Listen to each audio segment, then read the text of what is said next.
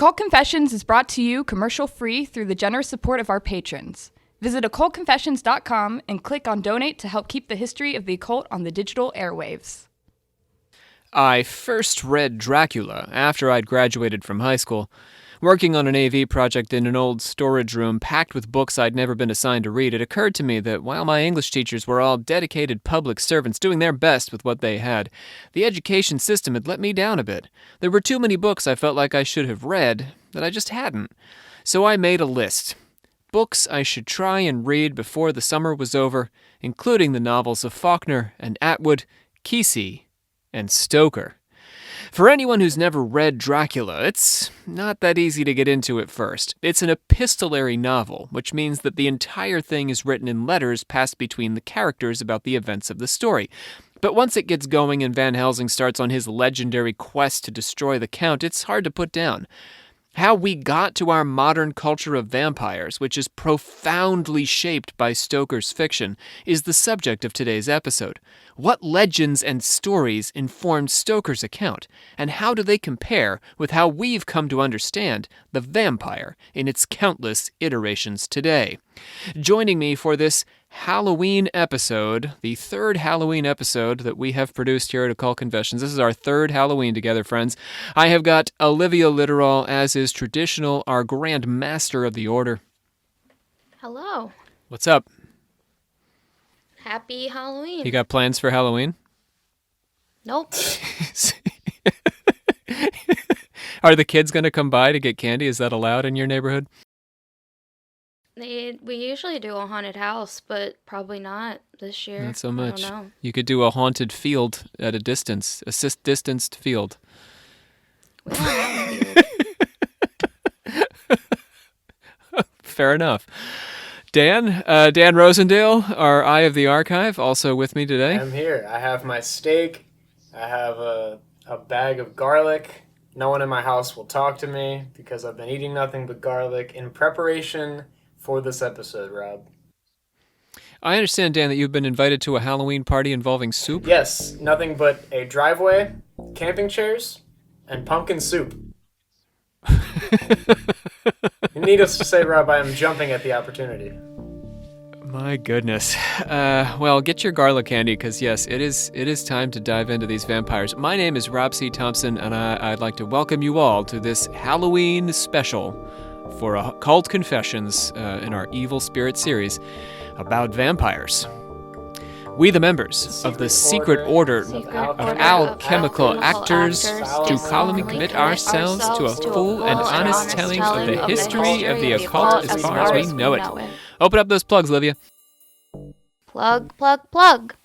All right, we've got a nice crew of patrons we want to welcome to the team today. We're very grateful for everyone's support, particularly, when times are a bit tough economically out in the wide world. But the patron crew keeps on growing, and we have big plans for that. So we want to thank Orion and Steve C., Crystal H., and Per Dallin. Yvette D. is getting a birthday OC shout-out. She's not exactly a Halloween birthday, but very close. Alyssa has joined us up. Alyssa has enjoyed us up to our Black Magic series and hopes we don't go downhill from there. Boy, do I have news for you. What's the news, Dan? It's that it gets better and better with every episode, Rob. Are you kidding me? Please, that's what I like to hear. Keep listening. Well, that sounds sarcastic now. Sean K. Also, Daniel L. Yanitza G., who studies religion and philosophy in Germany. Love to have scholars listening in, or young and aspiring scholars. And also Shannon, who says we've been helping her get through. So we appreciate that, Shannon. Get through these crazy times. We had Trance return to the team, and also Kaylee, welcome back. And that's the patron crew. So what y'all are supporting on the Patreon crew is in part this program, and we are working on some bonus content for Patreon first and foremost. The Bathory episodes are now all up that Olivia created, and she's working on a couple more that she'll be announcing later this Well, I guess not this month. We'll keep it a secret. But also Darkpool. Darkpool, if you haven't been listening, we are now 8 episodes into the Darkpool, and it's good spooky times for your Halloween season, and it's going to last into November, so we're going to keep Halloween going well past Halloween and straight on into Thanksgiving. So, one more thing I want to bring up. Since we got Dan here, Dan, what have you been up to in your spare time? In my spare time, other than being invited to driveway soup parties, I have been putting together edited videos for the Occult Confessions YouTube channel. Very nice. We are currently on the Black Magic series, our season 4. That is going live throughout this coming month and throughout the coming months. Currently, it's 1 episode a week. That may pick up, that may slow down, but that's what it is now. Tune in and reminisce on how terrible our mic quality used to be. We're working on it. Yeah, well, we're not working on it currently now, but yeah, we've got some secret projects in the works to correct some of that mic quality stuff in the past. Okay, thanks, Dan. Appreciate it. Let's get into it, shall we? Close up those plugs, Olivia. Plug, plug, plug. Bram Stoker's version of the vampire is the most influential in Western culture, but we've also got to remember he was a novelist who drew on folklore and tradition, but also popular fiction as his sources. He did research his Dracula, but not in the way some enthusiasts have conjectured. He never traveled to Transylvania, for example, and he didn't actually research Vlad the Impaler as the model for his title character. Initially, the Count's name had been Vampire.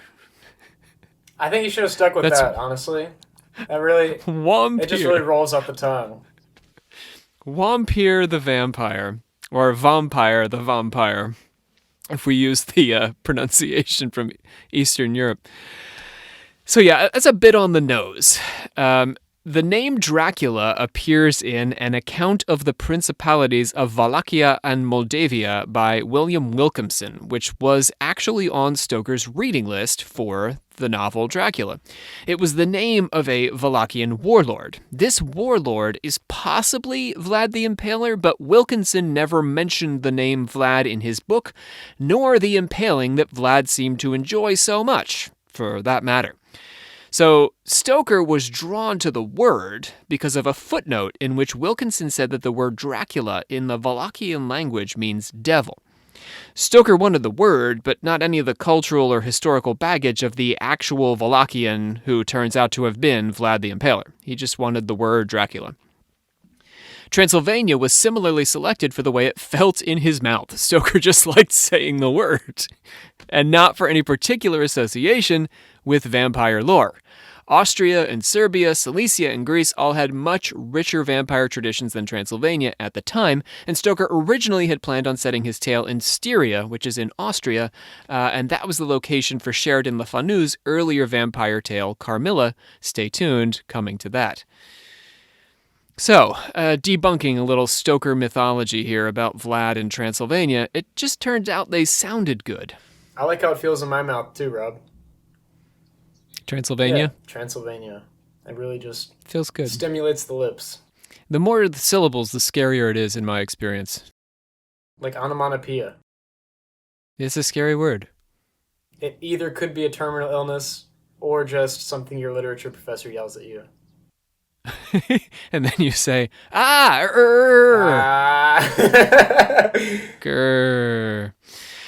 In English literature, the vampire first emerged in 1810 in Robert Southey's epic poem, Thalaba the Destroyer. Now there's a name. In 1819, at the same famous Villa Diodati on the shores of Geneva, where Lord Byron proposed the ghost story contest that inspired Mary Shelley's, fill in the blank, Mary Shelley's... Someone Dramatic fill in the pause, blank. Frankenstein. Yes, or the modern Prometheus. Oh, nice. You got the subtitle. Oh, yeah. Very nice. So it was Lord Byron himself who had proposed this contest, and Byron contributed a piece on the vampire to this ghost story contest, which was later expanded on and published by his personal physician, John Polidori. The Byron story that was sort of like transcribed through Polidori became focused on the relationship between a domineering vampire master and his slavish assistant, a relationship that mirrored Polidori's subservient place beside Byron. You got me? So the homoeroticism of the vampire, which, we see in like True Blood, or I think most famously in Interview with the Vampire with Brad Pitt and Tom Cruise, this goes all the way back to Byron. Byron is the original homoerotic vampire. He's the original sexy vampire. Yes, right there. We found him. Shout out him.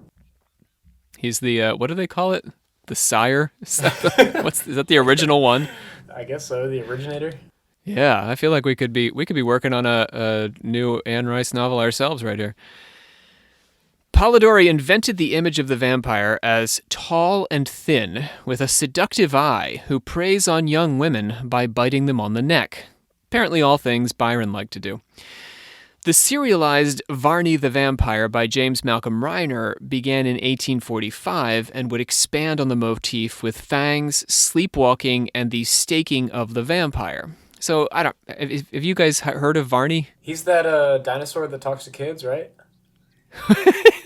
And then bites them, bites off their heads, drinks them like those little. Remember those wax Cokes? They were like little. Did you do this? You could bite the top off this wax thing and then drink the juice inside. Oh yeah. Well, shout out to my '80s kids. Did you do that, Dan? I have old parents. So they bought it for you. Yeah, it might not even be an 80s thing. That feels like a 60s thing that just kept going. Anyway, Varney is actually one of the first characters in a Penny Dreadful, Gothic Penny Dreadful. So he dates to one of the first Gothic Penny Dreadfuls. Penny Dreadfuls were named because they were full of these terrifying stories and they cost a penny. So your early form of soap operas, but you had to read them. But dreadful. But they were dreadful, yes, in many, many ways. But look at all these things. We get the staking and the sleepwalking and the fangs. All this comes from a serialized Penny Dreadful. There's no clear evidence whether Stoker read either Polidori's Vampire, which was spelled Vampyre because it's fancier, or Reimer's Varney, the purple vampire. But there is evidence that he read the Irish Gothic author Sheridan Le Fanu's Carmilla, which was published in 1872, which is interestingly right around the time when a lot of the occultism that I study gets going. This is when the Theosophical Society starts to get underway in America, and Emma Harding Britten and all these folks. So it's some of my favorite years, the 1870s. Carmilla was the first female literary vampire. She was able to transform into a beast and to enter the room in the form of a mist. Although popular tales of Stoker, studying Elizabeth Bathory, probably aren't true, Le Fanu's Carmilla bears some interesting similarities. Have you come across this, Olivia, Bathory as the original vampire? Yeah. So what's the lore around that? They added it just way after, like in the 60s. Didn't even come about till like way after she's dead. You mean the 1960s? Mm-hmm. Yes, that's quite a while after she died. My goodness. So in the 1960s, like, what happened? Sorry, I'm still thinking about the Penny Dreadful thing because have you seen the show? Yeah, I actually have. I teach it, or I do co-teach a course on ghosts and Gothic fiction, and my co-teacher Terry, she turned me on to Penny Dreadful, and I watched some of it. I won't say that I watched all of it, but I did watch some. Okay, well, I'm confused because I'm pretty sure I'm just putting this together, that in season 2, the vampire is Dracula, right? So why would they do that instead of just going with what's in Varney?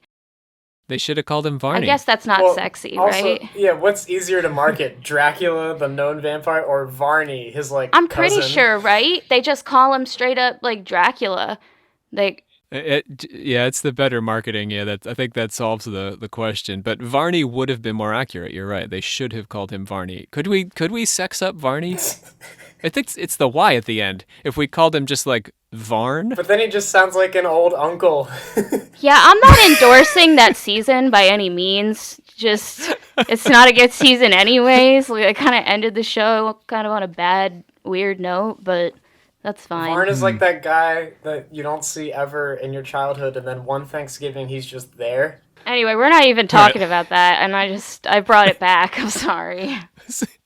So, for those of you who don't know or aren't our patrons, Elizabeth Bathory was supposed to have bathed in the blood of young women, and that this was how she preserved her youth. So that's how she came to be associated, theoretically, with vampires. But I think it's fascinating that didn't happen until the 1960s. That's it's really something. They didn't care about vampires. Like, that wasn't like a folklore thing really for them back then. For the Hungarians? Yeah, they were like more concerned about like witches was a thing, but like not in a bad way. Like they looked at witches very differently. I mean, it's true. They're not on my list of countries who cared about vampire lore back in the day. Because that's why it totally wouldn't have been a thing with Bathory. Like no one brought that up ever in her like trial. Well, her not trial, but no one ever brought up vampire. Like never. It's interesting, but witch? She was accused of witchcraft. No, she wasn't. Oh, not even that. She had a relative that actually was, but that was in Transylvania, and that was like way later. So they had witch trials, but they were like way after the like rest of the world had their like witch trials. So they were like in the 1800s. They had, I'm pretty sure, like their version of a witch trial, but it was like not really about witches being like a scary, superstitious thing. It was more like a political motive to like take out women in power. So we go back to historical Bathory. It's just mean lady. If we jump forward to the 1800s, it's witch lady. If we jump forward to 1960s, it's vampire lady. Yeah, the vampire thing, they just added, for flavor, really. They just like threw that in.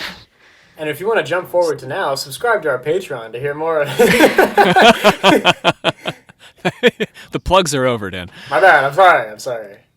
Speaking of vampire ladies, let's talk about Carmilla. So, the story of Carmilla, written by Sheridan Le Fanu, is set in an aristocratic chateau in Styria, Austria. A country, again, where there is a lot of vampire lore. And the narrator, whose name is Laura, but we don't find that out until the story is more than halfway done, because in the 19th century, people loved to withhold the names of their title characters, or their narrating characters. Laura is living with her father, her mother having died when she was an infant. As a child, she is visited by a mysterious female figure who gets into bed with her and flees when the child feels a stabbing pain in her chest and wakes up screaming. Fast forward to Laura's young adulthood, and she and her father are expecting guests. General Spielsdorf and his niece, Bertha, except that Bertha dies suddenly and mysteriously. That day, they witness a horrible carriage accident, and by that I mean Laura and her father witness a horrible carriage accident. So, event 1, the general writes a letter saying, I can't come because my niece who was supposed to come with me, she totally just bit it. Event 2, horrible carriage accident right in front of the two of them. The passengers are a regal middle-aged woman in black velvet and her teenage daughter. The woman is on an urgent errand and asks if she can leave her daughter, apparently injured by the crash, with Laura and her father. The father agrees, and they take in Carmilla, a beautiful teenage girl, tall and languorous, with long dark hair and large piercing eyes.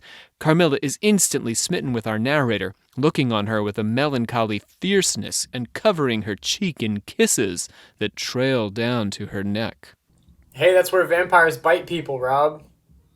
In their languor? No, on the neck. So, those of you who are not familiar with 19th century speak, languorous means what? You guys know this.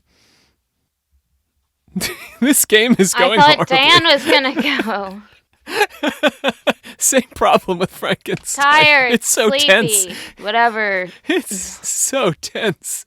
Yes, tired and sleepy. Okay. Dearest, your little heart is wounded. Think me not cruel because I obey the irresistible law of my strength and weakness.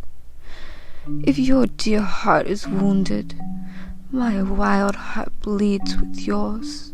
In the rapture of my enormous humiliation, I live in your warm life, and you shall die, sweetly die, into mine. I cannot help it. As I draw near to you, you in your turn will draw nearer to others, and learn the rapture of that cruelty, which yet is love. So, for a while, seek to know no more of me and mine, but trust me with all your loving spirit. Strange things start to happen in the village. Young girls are dying mysteriously, purportedly attacked in the night. At the chateau, a picture cleaner uncovers the painting of one of the narrator's distant relatives, a Countess Miracella Karnstein from 1698, who looks an awful lot like the narrator's new friend, Carmilla. Laura begins to have strange dreams and sees a black cat pacing at the foot of her bed. In one of her dreams, Carmilla appears standing over her, her nightdress covered in blood. General Spielsdorf finally arrives. Remember that guy? His niece died mysteriously. He didn't show up. Well, now he's here. And he was deterred by his niece's death, as you would be, and he relates the story of how his dear Bertha was murdered. Well, he got over it, I guess. No, he didn't. I'll tell you why. So this is what happened to Bertha. First, the general meets a regal-looking woman, sound familiar, who refused to divulge her identity at a masquerade. She was accompanied by her teenage daughter, who took a fancy to Bertha, and the woman was suddenly called away on urgent business, leaving the teenage daughter with the general. The older lady begged the general to take the girl in temporarily while she was away, and the general consented, but, as we find out, he lived to regret it. As soon as he took the girl in, her name was Miarca, or Milarca. Milarca, Miracella, and Carmilla. Bertha's health began to degrade as soon as he takes in Milarca. The particularly superstitious doctor, who happened to work for the general, warned him that Bertha's trouble might be the work of a vampire. The general was never one to balk at such a tale, and so he sprung into action. I concealed myself in the dark dressing room that opened upon the poor patient's room, in which a candle was burning, and watched there till she was fast asleep. I stood at the door. Peeping through the small crevice, my sword laid on the table beside me as my directions prescribed, until a little after 1. I saw a large, black object, very ill-defined, crawl, as it seemed to me, over to the foot of the bed, and swiftly spread itself up to the poor girl's throat, where it swelled, in a moment, into a great palpitating mass. For a few moments I had stood petrified. I now sprang forward, with my sword in my hand. The black creature suddenly contracted towards the foot of the bed, glided over it, and, standing on the floor about a yard below the foot of the bed, with a glare of skulking ferocity and horror fixed on me, I saw Milarca. Speculating I know not what, I struck at her instantly with my sword, but I saw her standing near the door unscathed. Horrified, I pursued and struck again, but she was gone, and my sword flew to shivers against the door. I can't describe to you all what passed on that horrible night. The whole house was up and stirring. The spectre Milarca was gone, but her victim was sinking fast, and before the morning dawned, she died. Man, I'd be so mad. If your sword broke or if your niece was murdered by a vampire. I mean, both of those things are not optimal. So you'd be standing there with your broken sword and your murdered niece saying, "This is suboptimal." The general arrives at the narrator's chateau in hopes of visiting the ruins of the neighboring Karnstein castle, where the grave of Countess Miracalla of Karnstein can be found. The pieces finally click together for Laura, and she realizes that Carmilla is the same as the general's tormentor, is the same as the 17th century Countess Miracalla, who, Laura discovered, looked an awful lot like her new friend Carmilla, down to the birthmark on her neck in a portrait at her house. Amazing. The grave of the Countess Mircalla was opened, and the general and my father recognized each his perfidious and beautiful guest in the face now disclosed to view. The features, though 150 years had passed since her funeral, were tinted with the warmth of life. Her eyes were open. No cadaverous smell exhaled from the coffin. The two men, one officially present, the other on the part of the promoter of the inquiry, attested to the marvelous fact that there was a faint but appreciable respiration and a corresponding action of the heart. The limbs were perfectly flexible, the flesh elastic, and the leaden coffin floated with blood, in which to a depth of 7 inches the body lay immersed. That's that for her. All right, so you can see some clear connections between our modern vampire and Carmilla, who really merged a lot of vampire lore in this one female vampire figure, who then directly inspired Bram Stoker, whose Dracula is with us so much that Penny Dreadful would rather name their vampire Dracula than Varney. Which again, criminal. Criminal, But, yes. you know. A historical Rob, error. actually, there is one thing about Carmilla that I did not correlate with the modern vampire. You know what that is? What? There's no mention of her having to ask to come into a house. That's true. That is not a Carmilla thing. That is like the silliest vampire thing, in my opinion. The threshold issue? Yeah. Yeah, it is an interesting one. It's in Buffy. Is it in Interview with a Vampire? Is it in True Blood? It's in a lot of different shows It's like, you and know what media this, about vampires. this terrifying monster of the night needs? Manners. That's what. I feel like in Buffy, though, they do a pretty good job of, they make a lot of like dramatic hay out of that, because when the vampire does get, or like when she does invite them in accidentally or whatever, the audience is always like, oh no, and the chickens come home to roost later in the episode or something. So it builds a bit of dramatic tension, but I do agree from like an occult perspective, it's a little odd. I might want to take that back, though, because when you think about it, like if we're thinking about like, Appalachian or even like, the old demon lore where you would hang crosses over your door or paint your door with blood, the doorway is kind of a magical thing that you can curse or bless to keep evil out. Why is that even a thing, like, attributed to vampires sometimes, like, asking? Because to me that's so weird. Because, like, spirits, like, demons don't ask to, like, come in. Like, they just come in. Like, you ward them off. Do you know what I mean? Yeah, those sex demons, they just sneak right on in. But you would have to ward them off to keep them from entering. But the vampire feels like he can't enter. It's not like you've hung garlic on your door. He just can't get in. But, like, why? Do you know where that came from? Probably not. I don't. No. I mean, we'll go through the lore now. Maybe I just don't remember. We'll see if anything comes up in the lore that sounds like it answers this. But it's an interesting feature of the vampire legend.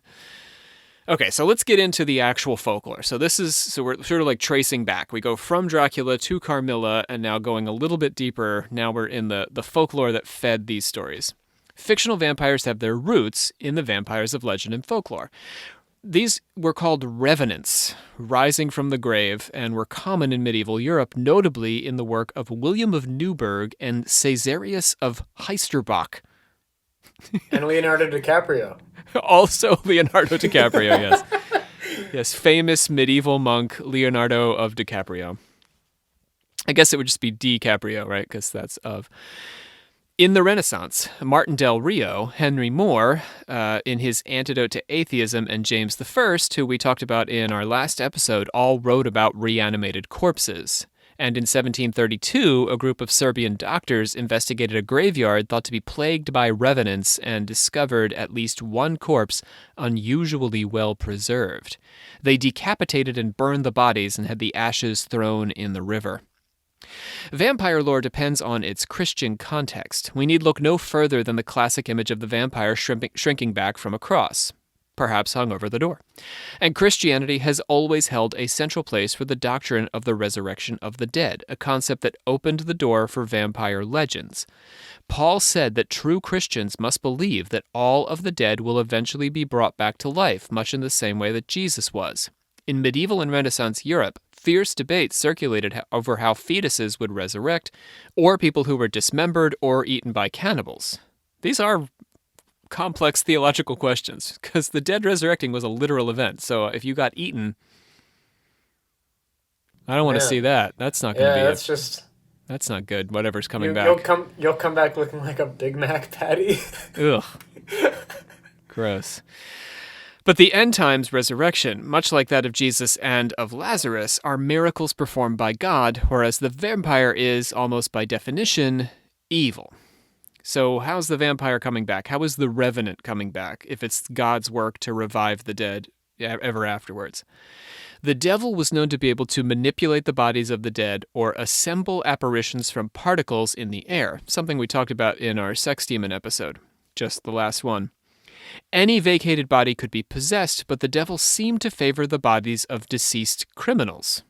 There were stories of corpses being driven back into their tombs, visiting former lovers to gouge out their eyes, and spreading disease through their putrid decay. These were terrifying times in Europe. Yeah. People believe this stuff. Yikes. Can you imagine your lover dies and the first thing you're worried about is that their corpse is going to return and come for your eyes? Yeah, and it's like, and then what if you're both resurrected? You're just like, honey, where's my eyes? And it's like, that's a conversation I'm not ready for. It was the demon. The demon made me do it. Revenants are a regular feature of Icelandic lore as well, grouped into categories of sagas and appear in 36 instances. The hogbui, or grave dwellers, literally inhabit their graves. They don't, like they're hanging out down there. They're not laying down there, they're like chilling and having hot cocoa, whatever you have in Iceland. They don't have much interest in venturing out to hurt or help the living. Probably some kind of pickled fish. Do the Icelanders eat pickled fish?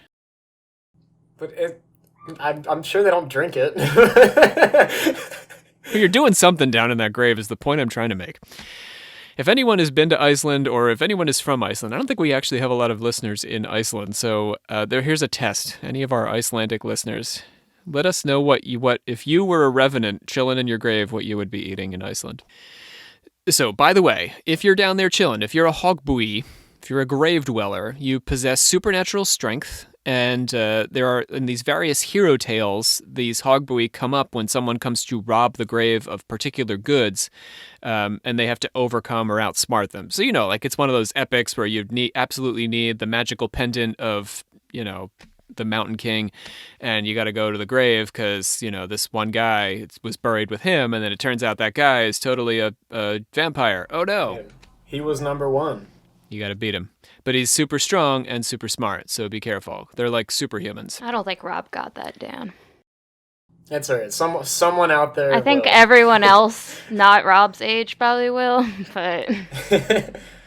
Rob, to catch you up, that was a SpongeBob SquarePants reference. But, like, Yeah, I have no idea what a you're talking good about. classic one. You're... So, yet again, Occult Confessions coming through with a message that is both for people who get the reference and for people who don't, because we're all in the room. So if you go digging up graves, do not dig up the grave of Schmitty Warberman Jensen. Oh my God. Yes, I know that off the You top really of my head. did. Deeper and deeper. The Draugr, by contrast, torments the living, sometimes driving them insane. Often a criminal or miscreant in life, the Draugr continues its antisocial ways in death. I swear to God. Menacing Oh cattle. my God, I'm sorry. I thought you said jogger twice in a row, and I was like, what? I was trying to figure out what you were saying. Joggers are a pain in the butt. Okay, sorry. Just edit that out. Keep going. No, I think it's good. Okay. Because somebody could be jogging right now listening to this, and maybe they're thinking to themselves, am I actually a vampire? Don't jump. It's okay. Don't jump. You can't die. You're a revenant. You've been reanimated by a demon who, for some reason, just really wants to run a marathon. You finish that mile or whatever you're doing. So, Anyway. the Draugr, D-R auger, Yeah. menaces cattle and tears up rooftops, particularly at Christmas. So you might think that's reindeer up there. Or Santa just getting tired of the chimney. No, it's an angry vampire ripping up your roof tiles. More terrifying yet, the Draugr is capable of murder, and its victims become fellow Draugrs, infected by their contact with the undead monster. The creature emits a cry before it kills, not unlike the banshee, whose cry warns of impending death. The Draugr does not decay. It can drop through the earth like a phantom, and it is only defeated by burning the body and scattering the ashes. So naturally, I bring up the Draugr because there's a lot of vampire lore tied up in this particular figure, right? The undeadness, the passing of the curse, and the eternal youth, right? Oh, wait. There's this in Skyrim, right? Dan, did you play Skyrim? I did. There Okay, are. now I'm here. Hello, I'm present. This is a wealth of pop culture references today. Well, fun? they're always in the crypts, and I hated going into the crypts in Skyrim. I just hated it. Never mind. You know what's fun though? The Draugr, ulterior to the vampire, does not ask to come in. It just rips your roof off and murders you. Yeah. So Dan has a bit more respect for the Draugrs, I think what he's saying. Why didn't we pick that up, huh? Why can't we just have the, big bad wolf your house and then come in and take you? That's so much more menacing. On Christmas, when you think it's Santa coming down the chimney, it's even worse. Exactly. It could be a rogue Draugr. Let me turn my attention now to the Vampire Epidemic. Oh. So, getting back to Dracula a bit, Stoker's vampire may have been fed, or rather his notion of the vampire, by some legends, like the ones we've been talking about. But if we're looking for a direct historical source, it was probably most directly informed by Europe's Vampire Epidemic. So this was a historical event that lasted from 1730 until 1735. Europe was plagued by an actual epidemic of vampires, dead bodies sucking out the blood of their victims. Writing in 1746, Catholic theologian Dom Austin Calmet recorded tales of these revenants who returned from the dead after several months in the grave to torment villages by leeching blood from animals and humans until it killed them. These attacks were centered in the countries of Hungary, Moravia, Silesia, and Poland. So Hungary, I guess, Olivia, but after the Bathory years, starts to get a bit of vampire action. They just don't catch a break. Let's listen to a couple of the more famous tales from the epidemic. In the village of Kislejevo, in what is now Serbia, Peter Plogovic, dead 10 weeks, visited his wife's house to ask for his shoes. She didn't answer. Over the next 8 days, neighbors complained of his visiting their homes and squeezing the life out of them in their beds. After his visits, they died within 24 hours. A total of 9 people died this way. They dug up Peter's body, observed fresh skin, nails, and hair growing where the old ones had fallen away, and blood on the corpse's lips. The villagers fashioned a stake from the wood of a white thorn and drove it through the dead man's heart, and fresh blood spurted from the ears and mouth. They then burned the body to ashes. This story came from a military officer in the service of Habsburg, then stationed in Serbia. In the village of Medveda, a local militiaman named Arnold Payol returned from the Turkish region of Serbia, claiming that he'd been attacked by a vampire. But he said he survived by eating dirt from the vampire's grave and smearing himself with its blood. It seemed to have worked. That is, until a month later, when Arnold suddenly died. Shortly after the soldier's death, stories of his corpse visiting to haunt the village began to circulate, and 4 villagers turned up dead. They disinterred his body and discovered fresh skin, nails, and hair growing in place of the old, and fresh blood oozing from his eyes, nose, and ears. When they pierced his heart with a stake, he cried out, and they burned his body to ashes. Are you gonna bring the science in here and... Yeah, we are going to do some Is this science. like... Because all I keep thinking is people with rabies. Is it, like I... Yep. Okay. Give us a sec. Okay, We're getting sorry. to the science. It's not really the first eating dirt and smothering myself with blood. Not exactly my first survival instinct, I gotta be honest with you. Apparently it gives you another month, though. So Noted. there's that. Definitely noted. All right, but that wasn't the end of it, by the way, of the vampire epidemic. If you think that's enough, villagers continued to die, 13 over the space of 6 weeks. A Dr. Glazer, specialist in contagious disease, visited and found no evidence of an epidemic. The villagers showed him the corpses of new vampires looking fatter, younger, and healthier than they had in life. And over the next 3 months, 17 more died. The villagers claimed by eating cattle, Arnold Payol had infected when he vampirized them. This was spreading the sort of death around the village. So you shouldn't eat, if a vampire eats a cow, you shouldn't then eat the cow. It's like mad cow disease. Cool. Good thing I'm pescatarian. Yes, right. I'm also feeling very comfortable right now. Yeah. Pescatarians unite. As We're long as good. those vampires don't get to like a nice fresh salmon, we're good. And release it back into the stream. The military arrived and dug up 13 corpses, some decomposed, some not, with evidence of vampirism in and around many of the graves. Let's hear just a bit from the report of the regimental surgeon, Baron Furstenbusch. Stanovica, female, 22, daughter-in-law of the Havuk, Hovija, was still florid and healthy-looking, with fresh blood coming out of her nose. A great quantity of fresh blood was found in the chest and stomach. The body was not in the least decomposed. A bruise was noted under her ear, 1 finger long. It was said that, while still alive, she had awoken one night with screams and in great anguish, saying that Hovija's dead son, Milo, had returned from the grave and tried to strangle her. Within days, she was dead. Now, what do you mean when you say they found fresh blood? Like, when you cut someone open, don't you normally find fresh blood there? The presumption was that if you had died, and this is not entirely off the mark, that the blood would coagulate and congeal and that you wouldn't be able to have a fresh cut. Ah. You know what I mean? Especially if you've been in the grave for a while, in theory. Okay, yeah. That makes more sense. Let's get into some vampire biology. Olivia wants some science. Make it make sense. Vampire science. Well, I'm going to do my best. There's, of course, going to be some holes here, as is traditional on Occult Confessions. We always leave some holes for the supernatural. So modern commentators have sought to explain away the vampire epidemic and earlier legends as the product of various diseases. We'll start with one called porphyria. Have you guys heard of this one? Ew, if you're gonna... pores in there? Porphyria? What do you... No, I think you're good. It's Okay, not going to be all that right, gross. Okay. Could be grosser. You're not like bleeding out of your pores or anything. Okay, cool. All right. Okay. It causes a discoloration of your teeth, changes in behavior, nocturnal wandering, and even excessive hair growth. That's just what happens when you drink coffee, Rob. I'm pretty sure. Extra pubic hair and you wander through the night.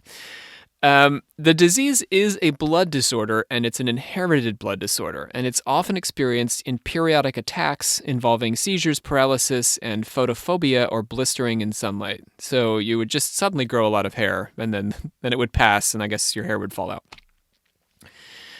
Apologies to anyone with porphyria. We don't mean to be making light. Yeah, no. Yes. I'm sorry about your rapid hair growth. George III, King of England during the American Revolution, was known to experience periodic bouts of madness and may have suffered from porphyria. I actually don't know if porphyria is still a thing. Like I don't know anyone who has porphyria. Mary Queen of Scots and Vlad III, Voivode of Wallachia, also known as Vlad the Impaler, were also supposed to have been people who suffered from porphyria. Fun fact. Dang.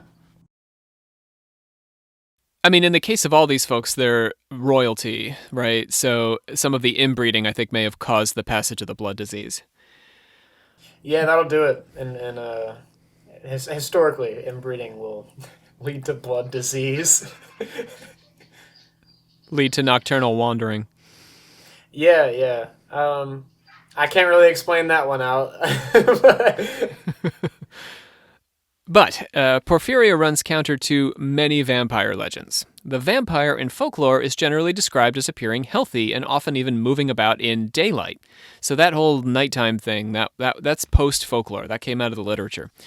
A debilitating illness does not seem to characterize the undecayed Draugr or super strong Hogbui or even beautiful Carmilla. None of them seem ill, right? They're all pretty strong. They're a little languorous. Yeah, and also able to rip an entire roof off, Rob. Yes. So yeah, it's more like they're on PCP than that they have porphyria. It's not like the Draugrs like sniffling and blowing their nose while ripping a roof off your house. Furthermore, an extreme form that might result in deformed fang-like teeth, anemia, and photosensitivity is extremely rare, with only 200 known cases ever documented. So porphyria is also something that people don't tend to have in the way we're talking about at TAN, where you suddenly grow a lot of hair and then it suddenly falls out. There's only been 200 documented cases, so it's a very rare disease. Okay. Peligara, a niacin deficiency brought on by an over-reliance on corn in your diet, also causes hypersensitivity to light, skin inflammation, and brain deterioration. But, traditionally this would have been more of an American problem than a European problem because they have all that wheat. Rabies, as Olivia mentioned, causes sensitivity to light and strong smells like garlic, so you don't like garlic if you're rabid, apparently. I guess that's a good thing. If you're being attacked by like a rabid skunk, you grab the garlic. You just have garlic true. on you. If it's handy. You mean you don't keep cloves of garlic in your wallet? If you're Or being purse? attacked by a rabid animal on your way out of the grocery store, you can reach in. That's the only circumstance under which it would help you, I suppose. Now you said strong smells. Would like cinnamon work also? I guess it probably, anything that has a strong smell. Like pocket cinnamon and just throw it at 'em? That might be more We're pleasant. not going to do the Make more cinnamon friends that way. challenge. What do you mean? Just smelling cinnamon? I don't think... Yeah, okay, but if push comes to shove, if it's me or the rabid animal, I'm throwing some cinnamon. Like Palligara and Porphyria, the body does not appear pristine and youthful, but rather diseased and unhealthy. So, again, not great for vampirism. Apparently rabid people are not looking too good. The more likely explanation, at least for the appearance of the exhumed vampires, is decomposition itself. This will be fun. The new skin is the dermis, as the epidermis detaches and slips off. So when their skin seems fresh, it's actually their second layer of skin because the top layer has detached and slipped away. Blood does coagulate at death, as I mentioned, but it can liquefy again during decomposition. Fun fact. All the funeral directors who listen have been screaming at the podcast. That's just how it is. I was trying to tell you, Rob, that blood liquefies at We'll be getting all kinds of emails. We're very popular in funeral homes. The new nails were likely just the nail beds as the nails fell off, and the strange cry, I love this, the strange cry was caused by stabbing a body bloated with gases. So during natural decomposition, your body will bloat with gases. So if you jam a steak in it, you'll hear the gases emitting through the body. It'll sound like a cry. Letting air out of a balloon. Pretty much, yeah. So this makes sense for the corpse's exhumations, but like most scientific attempts to explain away the supernatural, it does miss some important components of the story. Namely, the nocturnal horrors experienced by peasant villagers and their imminent deaths. Also, people rising from their graves. All these folklore. I don't know of any people with rabies rising from the dead. Yeah, I mean, the folklore is pretty, like, if we take these stories at face value, and there are considerable stories, there are people rising from their graves, so no amount of epidemiology here is going to account for how a dead person just gets up and walks back to the village and starts infecting people. I would be so excited if I rose from the dead. Man, just like, let's go, round 2, baby. You thought you could keep me down? Bram Stoker apparently heard stories from his mother of people buried alive during the cholera epidemic. Determining the point of death by feeling for breath or a pulse was far less exact than our modern machines permit, but even live burials can't explain the sightings of people long presumed dead. So maybe if they've been dead a day or two, not 7 days or 3 months or 7 years. Some German vampires that surfaced during the epidemic were as many as 10 or 30 years in the grave. While the questions raised by these mysteries don't necessitate the existence of vampires, the issues they introduce also aren't so easily dismissed. Certainly, there's more to the vampire than screaming corpses, but what exactly that could be is beyond any simple explanation, scientific, paranormal, or otherwise. Happy Halloween, spooky times. Same to you, Rob. I hope you have a terrifying Halloween. Oh, no. I have a 2-year-old. There's nothing terrifying about Halloween. Your life is just always Halloween. She wants to be a ghost. I'm very, very proud of her because most of my research has been on, spiritualism and ghosts. So you think that's why? Thrilled that she wants to be a ghost. No, I don't think she has any awareness of what I do for a living. Like, you know what? I think I'll be a ghost just to please my dad's scholarly side. I think it's pretty synchronous, though. Yeah, that she decided she wanted to be a ghost. This is the first time she's like cognizant enough to be able to make a choice, and she really wants to be a ghost for Halloween. That's nice. Yeah, I'm on board with it. My wife, not so much, because ghosts aren't very fancy. You know, like it's not like you can't make a twee Instagram costume out of a sheet. You could do the Charlie Brown one. That's Or it's just That's holes that's all pop. over? Yeah, just all holes. The Argus ghost.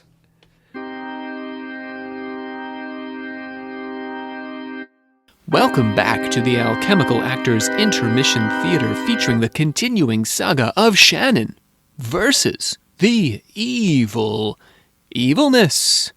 We rejoin our heroine, Shannon, at a medieval Scottish castle where she's gone to spend a weekend with the lord and lady of the estate, who have probably the worst Scottish accent you have ever heard or will ever hear in your life. Apologies to our listeners from Scotland.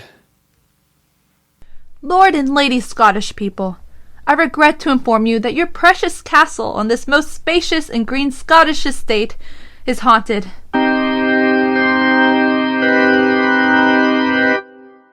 Also, these kippers are cold. Ah, well, Shannon, the American peasant, this castle has never been haunted before. Perhaps it is you who are haunted.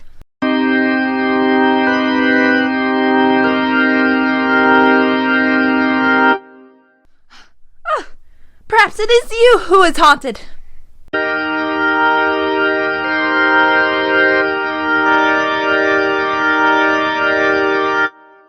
That doesn't make sense. What wretched fortune for us, cursed as we are in our separateness, to meet in this way. We're not cursed. Everything's really pretty okay here. You deny it, my lord, but you cannot pretend that your kippers have been served at an acceptable temperature, for they have not.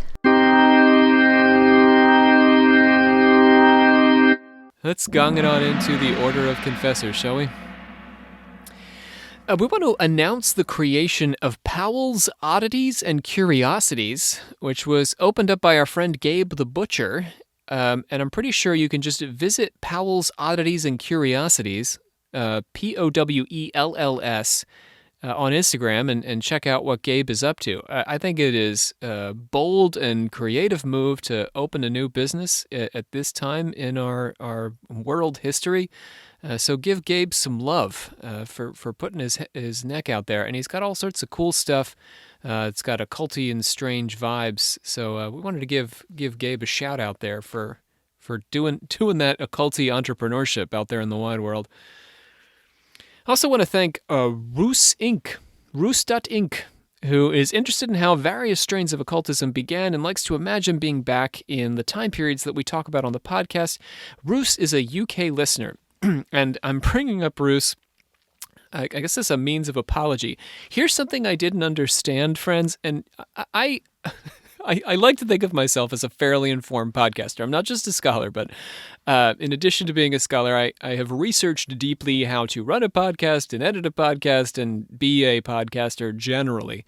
But one thing I didn't grasp is that our iTunes reviews are entirely from the US because we are in the US. So when we go to our iTunes, we only see US reviews. Fun fact. So I actually don't know how we look in other countries. I think there are tricks to look, but I don't feel like I want to do that.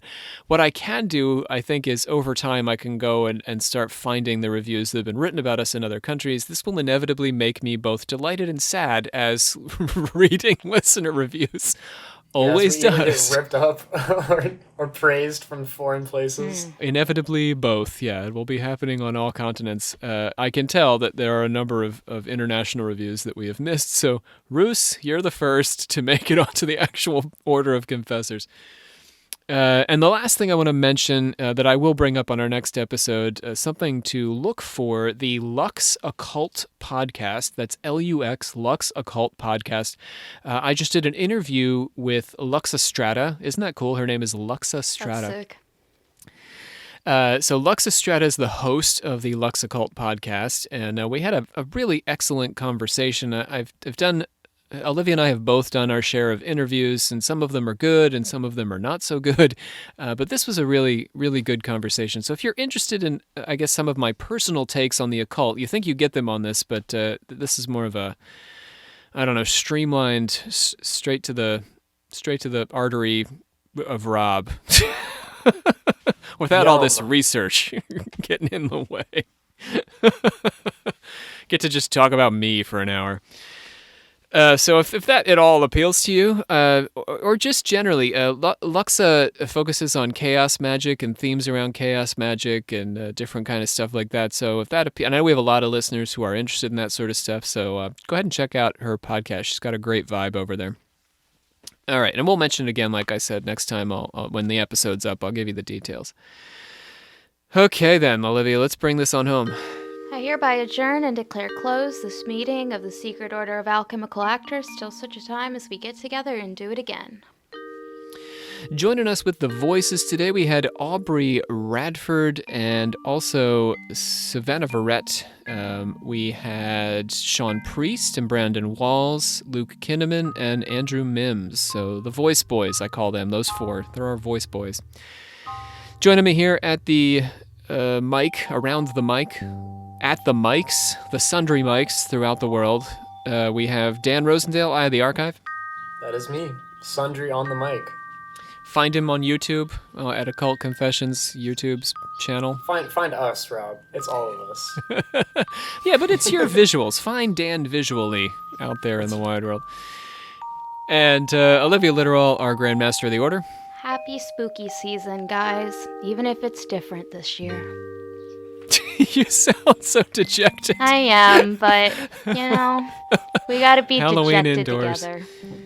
Can't you do some kind of, Wiccan stuff out there on the lawn? You got a lawn. I don't have a field, but I do have a lawn. Halloween is where the lawn is.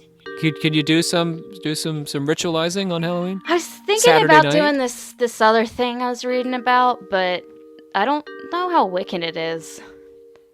All right, well, so hit me with it. We got the Chaos Magicians Oh, out there. I don't we know. got the Improvisers. I've been just reading about it. I don't want to sound You're not willing to commit. Well, I just don't want to be like, I don't know exactly, like, I can't, like, ascribe it to a certain culture yet, so I don't want to, like, come off as... Well, give us, don't tease us too much. Give us one element that will be incorporated into this ritual. Any one thing. Food? Nice. It's like it's kind of, I guess it's, I don't know. I guess it kind of, I don't know. It's like a dinner for the dead kind of thing. So like a harvest ritual / Day of the Dead kind of thing. I guess it's kind of more Day of the Dead, but it's more like you literally like make a special like meal and like you set a place for people that have like died, and then you like eat your food and then you like get rid of their food however you want. I love that. I think that might have some Chinese connections, actually. Yeah, I don't know. I was just reading about it, and it kind of seemed not like like it's not like so ascribed to like one thing that I feel. Yeah. I don't know. So yeah. Well, yeah, because ancestor worship is many cultures, Africa, China. Yeah. It's all over and the place. It's That's the great. day that the veil is thinnest, anyways, pretty much across the board, no matter what culture. Yeah. So, yep. But we'll be seeing ghosts over here. Cool. Okay, that's it. So next time we are going to visit the wild world of the jinn, the genies. Arabian from like Aladdin. Nights. I had to change it because I want to get copyright. No, I think that was good. So that was your own It's version. really like off tune and off beat. I don't know. It's from our new original musical, Arabian You Nights. said we're visiting the gin. Are we simultaneously visiting the juice as well? The gin juice? What? Mmm. Oh my god. The gin and juice? Stop. What in the f is happening? Does she work at a bar? So many bartenders Gin is in the room right now. gross. I don't. I agree. I am not a gin fan. Yeah. When I see young people drinking gin, I'm like, you're lying. Like, you're lying to everyone in the bar. Do you know what makes gin even grosser? Is it? Tonic. Oh my god. Don't get me started. I used to literally go off, like, never mind. We can't do this right now. It's got that, the malaria stuff in it. What is that called? The What? old malaria drug is in tonic. Tonic water is made with this malaria drug. That they used to use it to, like, ward off malaria. And it makes your skin crawl a little bit. What's it called? I literally have no idea. Find out next time. I can totally just Google it. Quinine. Quinine. That's what it's we called. all knew that.